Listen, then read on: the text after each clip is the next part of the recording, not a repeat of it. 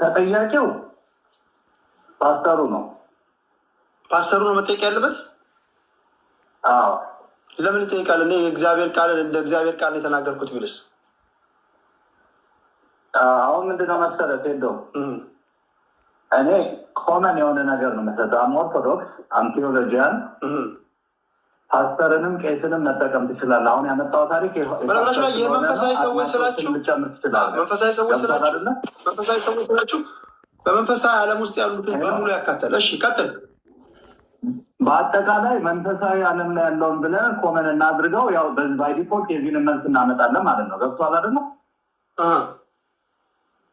ስለዚህ አሁን አጥማቂም ይሁን ፓስተርም ይሁን አሁን የፓስተሩን ስፔሲፊክ አድርጌ የማናገረው ገብቷል። ሌሎች ቤተ እምነቶች ላይ ስፔሲፊክ አስተያየት መስጠት አልፈልግም። አሁን አንተ ከፖይንቱ ጋር ነው ያንን ወደ የትኛውም አገልጋይ ይውሰደው። የምንፈትሸው ከመጽሐፍ ቅዱስ አንጻር ነው። ገብቶሃል አይደለ? ጥፋተኛ ነው የምለው ፓስተርም ይሁን አጥማቂም ይሁን እንደዚህ በማድረግ የሰው ሕይወት በሱ ላይ ቢያልፍ ጥፋተኛው አገልጋዩ ነው። ይህንን ልነግርህ የምፈልገው ከመጽሐፍ ቅዱስ አንጻር ነው። ለምሳሌ አለ በመጽሐፍ ቅዱስ ድህነት የተፈጸመባቸው ብዙ ነገሮች አሉ። አንሳልኝ። ገብቶሃል አይደለ? ለምሳሌ ሽባ ተተርትሯል፣ ዕውር በርቷል፣ ሞት ተነስቷል። ትክክል።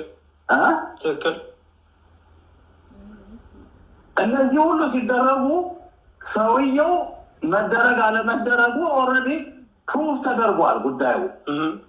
ለምሳሌ ሽባው ተነሳና ተመላለስ ሲባል ኦልሬዲ ተነስቶ እየተመላለሰ ስለሆነ እመን አትለውም። በአንተ በእሱ ላይ ያለ የእምነትን ይጠይቃል። ኦፍኮርስ የሚድነው ሰው ኢየሱስ ክርስቶስም ሲያድን እኮ እመን ትድናለህ ነው። ሰውየው ማመን አለበት። ገብቶሃል? እምነት አድኗል ይለዋል። ተጠራጣሪ ቢሆን አይድንም ያ ሰው። ነገር ግን በዛኛው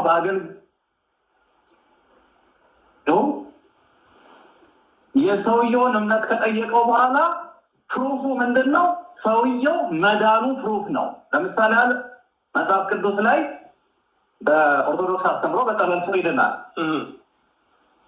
ብሉይ ኪዳን ላይ ስትሄድ አሁን የንዕማንን ታሪክ ከለምጽ የዳነውን ንዕማን ታየዋለህ። ተጠራጥሯል። መጀመሪያ ሄደ በዮርዳኖስ ታጠብ ሲለው እንደ ገሬ አባናና ፋርፋ የሚባሉ ስንት ወንዞች እያሉ ይሄ መድኃኒት አለው የምትሉት ነቢይ ውሃ ውስጥ ግባ ይለኛል እንደ ሀገሬ ስንት ወንዝ እያለ አለ። ኧረ ግድ የለም ይልህን ስባ አሉት። በቃ እየተደረደረ ምናልና እሺ በቃ ካላችሁ ብሎ አመነና ተቀበለ። ሄደ። ሲገባ ለምጾ ረገፈለት። ፕሩፉ ምንድን ነው? ያ የዮርዳኖስ መጽሐፍ ቅዱስ ላይ የተጻፈ ታሪክ ስለሆነ ነው ማነሳለን። ለምጹ ሲረግፍ አሁን ምን ሆነው ፕሩፉ? ለምጹ ኦልሬዲ ረግፏል። ገብቶሃል አይደለ? አሁን ኢየሱስ ክርስቶስን በምድር በነበረ ሰዓት ያደረጋቸው ነገሮች ሁሉ ተመልከታቸው። ብዙም ተፈውሷል። ሞት ተነስቷል። አይኑ የበራለ፣ ሽባውን የቆማለ። እያንዳንዳቸው በሽተኞች በቀብዲ አሁን ቅድም እንደተናገረችው ማለት ነው በአገልጋዩ ውሸትና ማታለል ላይ ገብቶሃል አይደል? ይሄ በየቤተ እምነቱ አለ። መድኃኒት የሚያስጥሉ ወደ መድኃኒቱ እመጣልሃለሁ። አንተ የምትፈልገውን ጥያቄ ማንሳት ትችላለህ። ከመንፈሳዊ ነገር አንጻር፣ ከመጽሐፍ ቅዱስ አንጻር ገብቶሃል አይደለ? አሁን ምንድነው ማረጋገጫው ሲባል በሽተኛው ይድናል። ይሄ ሰው ምን ማድረግ ነበረበት መሰለህ?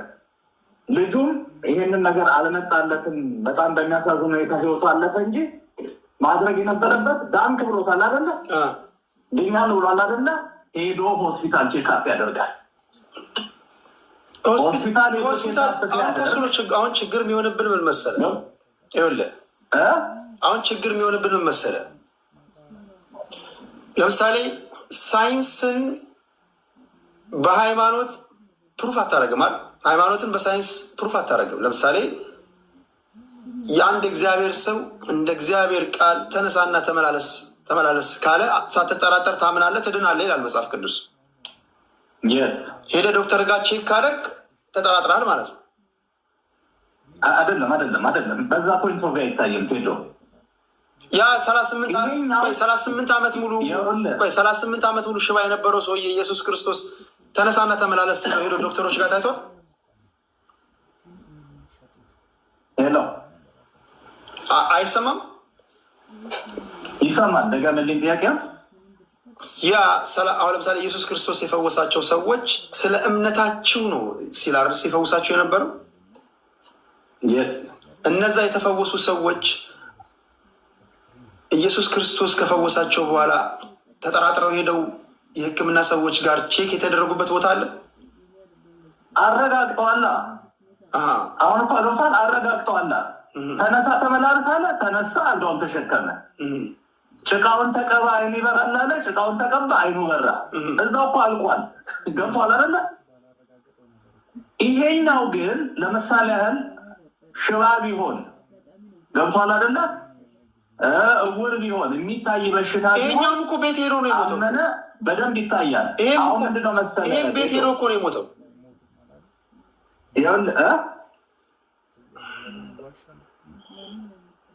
ይሄኛውም ወጣት ኦክሲጅኑን እዛው በጣጥሶ ጣለው እና ቤት እኮ ሄዷል። ቤት ከሄደ በኋላ ነው ከቆይታ በኋላ የሞተው። እዚህ ጋር ነው ይኸውልህ። አሁን ትልቁ ስህተት ምንድነው መሰለህ? በሁሉም ቤተ እምነቶች እንዲህ አይነት አጭበርባሪዎች፣ አገልጋዮች አሁን ትልቁ ችግር የሚፈጥሩት እንደሆነ ታውቃለህ? ሕክምና ሲጀመር መንፈሳዊ ነው። ለምሳሌ ቅዱስ ሉቃስ ሐኪም ነበረ። ገብቶሃል አይደል? መጽሐፍ ቅዱስ ላይ ሕክምና የሳይንስ ተቃራኒ ወይም ደግሞ ከሳይንስ ጋር የሚጋጭ ነገር አይደለም። ሕክምና አንድ ሰው በስጋ የሚድንበት መንገድ ነው። ሰው በጸበል ሊድን ይችላል፣ እንደ እምነቱ በመድኃኒት ሊድን ይችላል፣ በጸሎት ሊድን ይችላል። ገብቶሃል አይደለ? ሕክምና አንድ ሰው ለምሳሌ የስኳር በሽተኛ ከሆነ፣ የደም ግፊት በሽተኛ ከሆነ ልክ እንደዚህ አይነት በሽተኛ ቢሆን በኦርቶዶክስ ቤተክርስቲያን ትሪት የሚደረገው ምንድን ነው? ይመጣል። ኤችአይቪ ሊኖርበት ይችላል፣ የተለያየ በሽታ ሊኖርበት ይችላል። ለእግዚአብሔር የሚሳነው ነገር የለም። 4 ነጥብ። ገብቶሃል አይደለ? ነገር ግን ለሰውየው የማይታዩ የውስጥ በሽታዎችን ድኛለሁ አለ፣ አመን አይደለ? ማረጋገጫው ምንድን ነው? ለምሳሌ ለአንተ አንድ ሰው ካንሰር አለበት ይባላል አይደለ? ካንሰር ኖሮበት ወደ ጸሎት ወይም ወደ ጸበል ወደ አንድ ቦታ ይሄዳል። ያ ሰው ሲከታተል ይቆይና ከካንሰር መዳኑን ቼክ የሚያደርገው ምንድን ነው? መጀመሪያ በሽታ አለብህ የተባለው ሐኪም ነው አይደለ? መጠራጠር እኮ አይደለም። በሽታ የለብህም ድናል ሲባል ደግሞ ሄዶ እንደውም እኮ ምንድን ነው መሰለህ የሚሆነው ምስክርነቱን ያጠነክሯል። ሪል ድኖ ከሆነ ሰውየው ማረጋገጫው እሱ ነው። ኦኬ። ስለዚህ በዚህ ኬዝ ሰባኪው ጥፋተኛ ነው የምትለው? ኦፍኮርስ። እሺ፣ ተጠያቂ መሆን አለበት። አሁን ያኛው በየዋህነት ነው፣ ከእምነት አንጻር በየዋህነት ነው ያደረገው ያኛው። ይሄኛው ግን ደፋር ነው። ብዙ ደፋሮች አሉ በየእምነቱ ውስጥ። ገብቶሃል አይደለ? ሰዎችን መድኃኒታቸውን አስጥለው በኦርቶዶክስ ቤተክርስቲያን ብዙ የሞቱ ሰዎች አሉ። በአጭበርባሪ አጥማጮች፣ ገንዘብ በሚሰሩ ነጋዴዎች። ገብቶሃል አይደለ? የቤተ ክርስቲያኗ ሕግ ወይም ደግሞ በእምነቱም አሁን ፕሮቴስታንት የሚመጡ አይሆንም አሉ ጓደኞች፣ ፓስተር ጓደኞች አሉ። ገብቶኛል። አሁን እኮ አስቸግር የመጨረሻ ጥያቄ ላንሳ። የሆኑ እንትኖች አሉ። እሺ፣ ሌሎች ሰዎች ስላሉ በቃ አጠቃሉ ወደ ሌሎች ሄዳሉ። እሺ፣ በቃ ሌላ ጥያቄ ከሌለ በእኔ በኩል የኔ ኮሜንት ከመጽሐፍ ቅዱስ አንጻር መድኃኒት መውሰድ ከሕክምና ከመንፈሳዊ ነገር ጋር አይጋጭም። እሺ፣ ነገር ግን በድፍረት በአንዳንድ አገልጋዮች መካከል ይሄ አስተማሪ ሊሆን ይችላል። ሌላ ጊዜ በየቤተ እምነቱ ለሚደረጉ ነገሮች እግዚአብሔር አክብርልሽ። ቴንኪው። አሁን እንዴት መሰላቸው? አሁን ትንሽ ውስብስብ የሚሆነው ነገር ሌላ ሰው ወደ እዚህ ጋር ጠብቀን ሄሎ፣ ጤና ይስጥልኝ። አንዴ መስመር ላይ ጠብቀኝ። እሺ፣ አሁን አስቸጋሪ የሚሆነው ይህን እንድታጠሩልኝ የምፈልገው የብዙ ሰዎችም ጥያቄ ሰባኪውን አሁን እዚህ ጋር ጠርቼ ወይም ጠርተን ብንጠይቀው እግዚአብሔር ተናግሮኛል ይላል። አልተናገረህም ልንለው የምንችለው እንዴት ነው? አልተናገረህም ልንለው የምንችለው ሰውየው ስለሞተ ከሆነ ሰውየው ምናልባት እምነት ማጣት ነው እንደዚህ ያደረገው እንጂ ለእኔ እግዚአብሔር በቀጥታ ተናግሮኛል ቢል አልተናገረህም ብለን እንዴት ነው ልንሞግተው የምንችለው? እንችልበት ነገር አለ? እኔ እግዚአብሔር የተናገረኝን የተናገርኩት ቢል ይህንን እንድትመልሱልኝ ነው። እሺ አብዲስ አስቲ ወደ አንተ ልምጣ። እሺ ቴዲዬ ሰላም ነው? እንዴት አመሻችሁ? አሉ እግዚአብሔር ይመስገን። እግዚአብሔር ይመስገን። ማን ነው ጥፋተኛ? እየሰማሁ ነበር። አሁን እንግዲህ ሰምቻለሁ ሁሉንም ነገር እና ትላንትናም እንደውም ስሰማ ነበር ይሄን ነገር ከሌሎች ልጆችም። በጣም የሚያሳዝን ነገር ነው ልጁ ላይም የደረሰው። ማለት እንግዲህ ከዚሁ ከአሜሪካን ሀገር ሄደ አስበዋል። እንግዲህ ቲዩብ ተሰክቶለት ያለ ልጅ እኔም እንግዲህ ያው እግዚአብሔርን የማመልክ ሰው ነኝ፣ ቸርች የሚሄድ ሰው ነኝ፣ ያው በወንጌል አማኝ ነኝ እኔም እና ከብዙ ፓስተሮች ተገልግያለሁ፣ ብዙ ነቢያት ምናምን የሚሉ ሰዎችንም አውቃለሁ። እና አሁን ልጁ ያን የሚያህል ቲዩብ ተሰክቶለት ልብን የሚያህል ነገር ገብተዋል። ቢያንስ እንደው ይሄ አገልጋይ ቢያንስ እውነት ከእግዚአብሔር መልእክት መጥቶለት ተፈውሰሃል ብሎት ይህን ነገር ንቀል ቢለው እንኳን ባይለው ነበር የምመርጠው። ለመሰለ ቀላል ነገር አይደለም። እንግዲህ የልብ ሕክምናን ምን ያህል ከባድ እንደሆነ አንተም ታውቀዋለህ። እኔ አሁን በወንጀል ለወነጅለውም አይደለም አገልጋዩን መልእክትም መጥቶለት ሊሆን ይችላል። ይህን የሚያውቀው እግዚአብሔር ነው። እኔ እንግዲህ እንደ እግዚአብሔር እንደሚያምን ሰው አሁን እንደውም ይሄን ፕሮግራም መስራት በጣም ጥሩ የሚሆነው ምንድን ነው ለሚሰሙ ሰዎች ለወደፊትም እንደኔው አማኞች ይኖራሉ። የትም ቸርች ተመላለስ። ለረጅም ዓመት ያመለክም ሰው ልትሆን ትችላለህ። ሳይንስም ቢሆን ሕክምናውም ቢሆን ከእግዚአብሔር የተሰጣቸውን ጥበብ ተጠቅመው ነው እኚህ ሰዎች የአንቲዩብም ቀጥለውለት ለልጁ በአፍንጫውም ላይ ይሁን በልቡ ላይ የተለያየ ነገር ሰካክተውለት ህይወቱ እንድትቆይ ያደረጉትም እግዚአብሔር ስለረዳው ነው። ገብቷል። እግዚአብሔር እነኛን ዶክተሮችም ስለረዳ ነው። አሁን ምን ሆኗል? ብዙ ነገሮች አሁን እንግዲህ እንደምትሰማው ከሆነ አንተ ነቢይ ነን ምናምን በሚሉም ኢትዮጵያ ውስጥ በጣም ብዙ ስህተቶች እየተፈጸሙ ነው። በጣም ብዙ ስህተቶች መድኃኒት እያስቆሙ ብዙ ሰው እየሞተ ነው። አሁን ይሄ እንደውም ይፋ ስለወጣ እንጂ በየቤተ እምነቱ በየጠበሉ ቦታ አሁን እኔ ለመክሰስ ቸርቾችን ለመክሰስ አይደለም። በጣም ብዙ ስህተቶች እየተፈጠሩ ነው። ስንቱ መድኃኒቱን ጥሎ ስንቱ ሞቷል። ገብቷል። ይሄ ማስተማሪያ ሊሆን ይገባል። ለአገልጋዮችም፣ ለፓስተሮችም፣ ለወደፊት ነብይንን ለሚሉ ሰዎችም እንደው ረጋ ብለው እንደ እግዚአብሔር ቃል እግዚአብሔር እንደሚያዘው አሁን እኮ በድግ ቁጭ ብሎ በቃ እዛ ጋር እንዲሆናል እንዲተፈው የለም። ሰውየው እኮ የለም አልታመምም ሁሉ አንዳንዴ ምንም ያልተሰጠ አቅጣጫ ሁሉ እና አንዳንዴ እምነቱንም ገብተዋል እያሳነሰ ሰውም ወደ እምነቱ እንዳይመጣ እምነቱ ላይ ጥርጣሬ እንዲኖረው አሁን በልጁ በኩል የምትፈርደው ነገር እሱ ጋር ነው። እኔ ጥያቄ አሁን ይሄ ሰውዬ ከእግዚአብሔር ቃል ወይም ደግሞ በእግዚአብሔር ቃል ውስጥ እንዲህ የተደረገላቸውን ሰዎች ሪፈር አድርጎ ነው የሚናገረው። አዎ በደንብ ጳውሎስና ሲላስ ፉኝት ሲሄዱ ፉኝት ስትንባቸው ፉኝቷን ጣላት ምናምን ሊል ይችላል። አንተም ፉኝት ያዝ ቢልህ እመን እንጂ አትፍራ።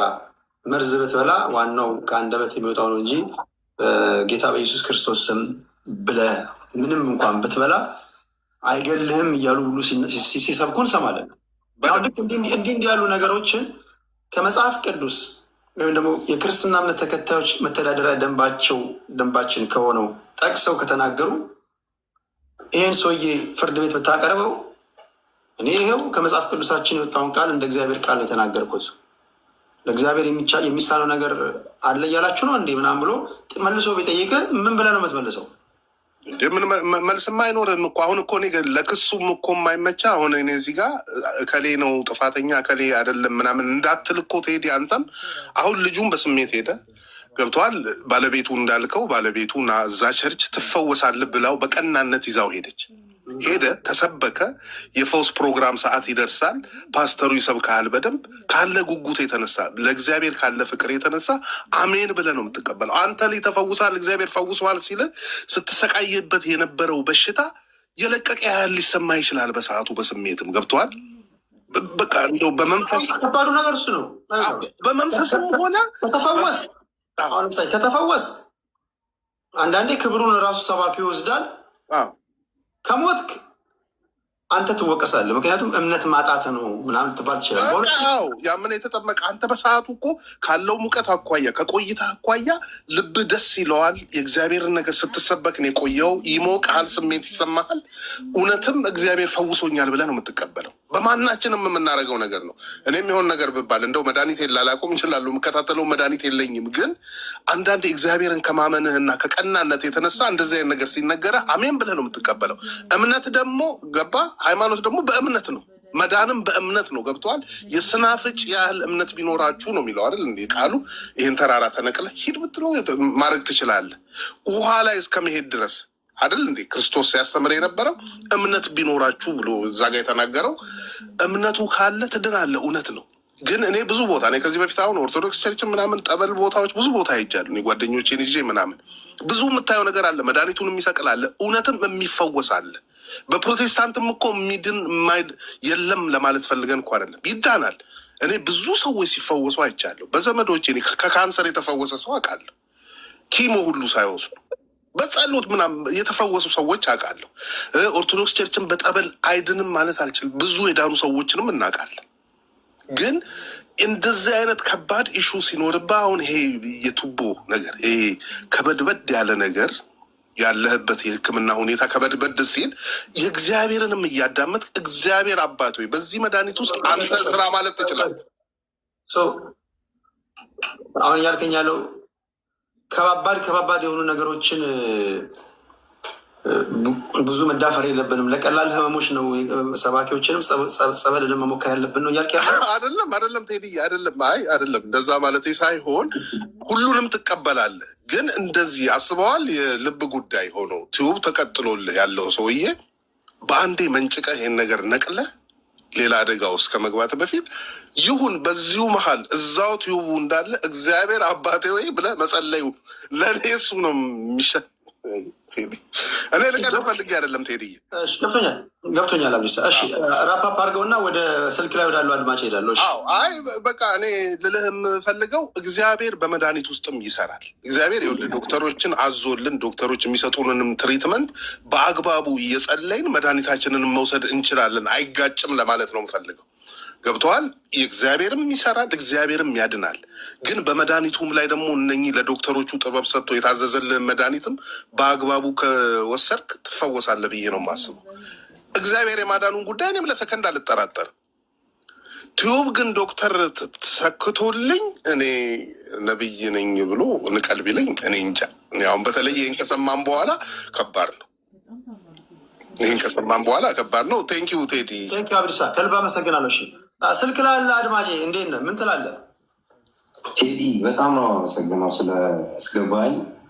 እኔ ምልህ ባላንስ ሰርቶ እንትን ማለቱ ይሻላል ነው ምለው። እኔ በጤና ባለሙያ ውስጥ ማለት አሁን እዚህ ከቤቴ አካባቢ ነው መደውልልህ። አሁን ላብራቶሪ አይደለም አሁን እየሰራ ያለሁት፣ ግን ኢትዮጵያ ውስጥ በነበርኩበት ሰዓት ላይ ያየሁትን ነገር ነግረን። እኔ ያው ፕሮቴስታንት እምነት ተከታይ ነኝ። ግን 3 ሰዎችን እኔ በህይወቴ የገጠመኝን ከራሴ ከልምዴ ነው የምነግርህ። አሁን የፈውስን ጉዳይ ማናንቀው ምናምን ነገር አለ። እኔ ቫይራል ወደምሰራለትን ሰው በአይኔ ያየሁትን ይህ ሰማይና ምድርን በፈጠረ አምላክ ፊት ነው የምመሰክርህ። ደምህ ተቀይሯል ተብያለሁ፣ ከዚህ በኋላ HIV የለብኝ ብሎ የመጣን ሰው እኔ እምነት ተቃራኒ ባሉ ሰዎች ከበን የመረመርነው። ሰውዬው ስንመረምረው ነፃ ነው። ነፃ ምንም ይሄ እንትን አለው ምናምን ነገር አይደለም። ነፃ ነው። በቃ ሰውዬው ነፃ ነው። መጀመሪያ መርምራችሁት በሽተኛ ወይም ደግሞ በሽታ ቫይረሱ ያለበት ሰው መሆኑን የምታውቁት ሰውዬ ደንበኛችን ነው። ቫይራል ሎድ የምንሰራለት ነው። አሁን እኔ የምልህ እኮ ቫይራል ሎድ የሚሰራለት ማለት ክትትል ውስጥ ያለ መድኃኒቱን እየወሰደ ያለ ሰው እና ተብያለሁ ብሎ መጣ። ስንመረመረው ነፃ ነው፣ የለውም በቃ ምንም ሪዛልት አሰ ከ2 ሳምንት በኋላ ተመልሰናል። ነፃ ነው። አሁን እኔ ይሄንን አይችልም ነው አሁን መጽሐፍ ቅዱስ ላይ አላዛር ከሞት እኮ ተነሱ እኮ ዘላለሙን አልኖረም። በዚህ ይሞታል እኮ ሰው። የሰውነት ጤናማነት በዚህ ምድር ላይ ለዘላለም መኖሪያ ዋስትና አይደለም። ስጋዊ ህመም ትፈወሳለህ፣ ትሞታለህ፣ በቃ አለቀ። ሌሎች ደግሞ 2 ሰዎች ሐዋሳ ላይ ተጸልዩልን እንደዚህ ምናምን ነገር ተብለናል ብለው መጡ እና በግል ለእኔ ያለ 2ቱም አናገሩኝ ማለት ነው። በተለያየ ቀን ላይ መጥተው ከኤችአይቪ ተፈውሳቸዋል ተብያለሁ ምናምን ወጥቶ አናገረችኝ። አንደኛው ደግሞ ለልጁ ነው ይዟት የመጣው አልተፈው አለባቸው። ገብቷል። አሁን 2 ኤክስፒሪየንስ አለኝ ማለት ነው። ነገሩ የሚሰራበት ቦታ አለ፣ ማይሰራበት ቦታ አለ ወይ? እኔ አላቅም። አሁን ብዙ ፋይል ላደርግልህ አልችልም፣ ግን ፈውስ የሚባለው ነገር የለም ካልከኝ እኔ አሁን በአይኔ ባለሙያ ሁሉ ያየሁት ነገር አሁን በተለይ ቫይራል የሆኑ ነገሮች እንደዚህ ደግሞ የሆኑ ሲሪየስ የልብ ኬዞች ምናምን ነገሮች ከሆኑ እንደገና በዶክተሮች ፕሩፍ መደረግ አለባቸው። የሐኪም ማረጋገጫ ሳይዙ መድረክ ላይ ብቻ ሰውን አስመስክሮ ለራሳቸው ለዛ ለመድረክ ሰለባ ማድረግ አንደኛ እዛም የሚሄደው ሰው በእግዚአብሔር ቃል ያለመብሰል የምንም ጉዳይ አሁን ቅድመታችን ስትናገር በእግዚአብሔር ቃል ማቹርድ ከሆንክ መድኃኒትን ጣል ስለተባልክ ብቻ አትጠል። በታይ ቲክቶክ ላይ የጻፍኩልህ ነበር። መጽሐፍ ቅዱስ ላይ ንጉሥ ሕዝቅያስ በታመመ ጊዜ ላይ በቃ ታሞ ነበረ። እግዚአብሔር ፈውሳ በቃ 15 ዓመት ጨምሬልሃለሁ አለው። የወይን ጠፍጠፍ በቁስሉ ላይ ያደረጉለት እና እንግዲህ ይፈወሳል። እና ሜዲኬሽን በራሱ የእግዚአብሔር አንዱ የፈውስ ሜተድ እና ፈውስን መከተል የእግዚአብሔር ሰዎች ተፈውሳል እመን መድኃኒትን ጣል ካሉን አንተ አልጥልም ለማንኛውም ብለህ ጀስት ኢን ኬዝ በኪስ የምትይዝ ከሆነ መጠራጠር አይሆንብህም? አይ አልጥልም፣ እኔ አልጥልም ሐኪም እስኪያረጋግጥልኝ ድረስ አልጥልም። አንደኛ እሱ መጠራጠር አይሆንብህም?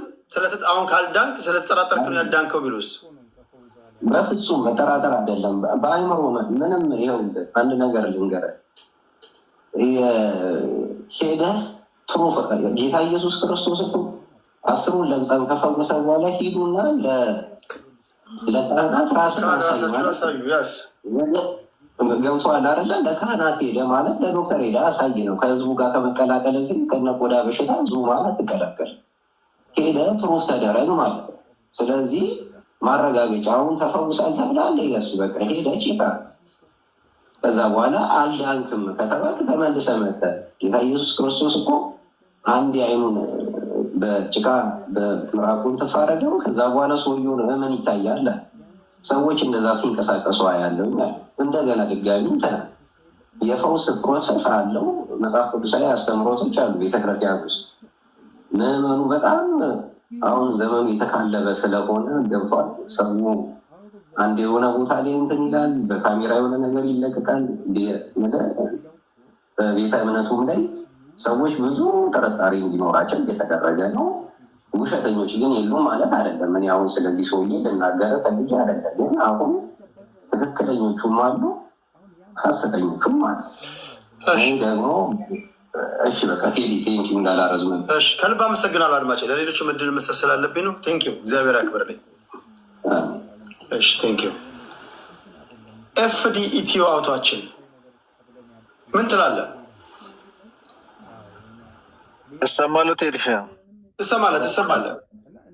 እንግዲህ እድሉን ስለሰጠኝ በጣም ቴንኪው። እኔ እዚህ ጋር ማየው 2 ነገር ነው ማየው ማለት አንዱን ሳይድ ብቻ ሳይሆን በነቢዩም በኩል የራሱ የሆነ ችግር አለ እና ደግሞ ሟች እንግዲህ አይወቀስም። ግን በምንመለከትበት ሰዓት 2ቱም ጋር ነው ችግር ያለው ብዬ ነው የምወስደው። ምክንያት ነቢዩ ጋር ያልኩበት ምክንያት እግዚአብሔር አትሞትም ካለ አትሞትም ነው፣ አለቀ። አትሞትም ካለ አትሞትም ነው። ትሞታለህ ካለ ትሞታለህ። እንደውም የሚሰራለት የነበረው ይሄንን ኦክሲጂን ከአፍንጫ እንትን ካረከው ከከለከልከው ትሞታለህ ብሎ ቢተነብይ ይሻለው ነበር። ገብቶሃል አይደል? ስለዚህ ይሄ ማይሆን የማይፈጸመውን እንትን የእንትና እምነት ስላልሰራ እንትን ስላልሰራ ምናምን ብለን የምንደባብሰው ነገር በቃ የተገኘውን አጋጣሚ ተጠቅሞ ያው ተፈውሳል ማለት ፊት ለፊት ስለታየ ያ ሰው ፊት ለፊት ስለታየ በቃ አንተ ተፈውሳል ብሎ ህዝቡ እንዲያጨበጭብና ብዙ ነገሮችን ለማጭበርበሪያ መንገዶችን ለማዘጋጀት ነው እንጂ እዚህ ጋር እውነት ለመናገር እግዚአብሔር መፈወስ አያቅተው። የሞተን የሚያስነሳ አምላክ ነው። እግዚአብሔር ሽባን የተረተረ አምላክ ነው። ቅድም ወንድሞቼ በስልክም እና ደግሞ እዚህ ገብቶም ሲናገር የነበረው ነገር አለ። ምክንያቱም እግዚአብሔርን እንደው ከባድ ነው ይሄ ከባድ ስለሆነ ወደ እግዚአብሔር መቅረብ አልችልም፣ ይሄ ቀላሉን ወደ እሱ እናምጣ፣ እንደዛ አይደለም። እግዚአብሔር መፈወስ ፈውሳለሁ ካለ ፈውሳለሁ ነው። ግን ችግሩ ያለው ማንጋ ነው? ያልተናገረውን ነው የተናገረው። በቃ እግዚአብሔር ያላለውን ነው ያለው። ምክንያቱም ዲሲቭ ማድረግ አመላቸውን ልማዳቸውን ምናልባት ለሶስት አራት እንደዛ አድርገው ነው 1000 ሞክረው በ1000 ውስጥ 1-3 ሰው አግኝቶ ሊሆን ይችላል። ገብቷል? እንደዚህ አይነት ነገሮችን እያደረጉ ሰዎችን ለማጭበርበር የሚጠቀሙት ነገር ነው እንጂ እዚህ ጋር ትክክል ነው ብዬ አልወስድም። ሌላው የሁለተኛው እንግዲህ ሟች ቤተሰብ ጋር ያለው ችግር ምንድነው? ቅድም ወንድሜ ሲያነሳው የነበረ ነገር አለ። ምንድነው? ክሮስ ቼክ መደረግ አለበት። ቅድም ላብ ቴክኒሻን ነኝ ያለው ልጅ በትክክሉ ነው ያስቀምጠው። አንድ ሰው የተነገረው አንተ በቃ እንደዚህ ነህ፣ ታምሃል፣ የልብ ህመም አለብህ፣ ይሄ ነው ተብሎ እስከተነገረው ድረስ በዛው ዶክተር ነው ሄዶ ማረጋገጥ ያለበት። ተፈውሻለሁ ወይ ብሎ ነቅሎ ቲቶ ሄዶ እዛው ቢሞትስ ምን አይነት ችግር ነው የሚፈጠረው? ገብቷል? በኦክሲጅን የሚንቀሳቀስ ሰው ኦክሲጅን ተገጥሞለት የሚንቀሳቀስ ሰው እዛው ቢተው ኖሮ ማለት እዛው ቢሞት ኖሮ እዛው ሰዎች እርስ በራሳቸው ይጣላሉ ወይ የሆነ ነገር ነው የሚፈጠረው። ከዛ ውጭ ግን ሁሌም እኛ ክርስቲያን እኔ ባይዘው ፕሮቴስታንት ነኝ ማለት አምናለሁ፣ በፈውስ አምናለሁ፣ እግዚአብሔር እንደሚፈውስ አውቃለሁ። ግን ማንን ነው መከተል ያለብን? ማን ላይ ነው እግዚአብሔር በትክክሉ የሚሰራው ብለን እግዚአብሔር የተናገረን የማይዋሽ ባይብልን በትክክሉ የምናውቅ ከሆነ የምንረዳ ከሆነ ጀስት በቃ እንደ ባይብል ነው መመዘን ያለብን። ሰዎችን ማየት ያለብን እንደ መጽሐፍ ቅዱስ ነው መመርመር ያለብን። ለመጣው ለሄደው ሁሉ እንትን እያልን መኖር የለብንም። እንደው አይ ዶንት ኖ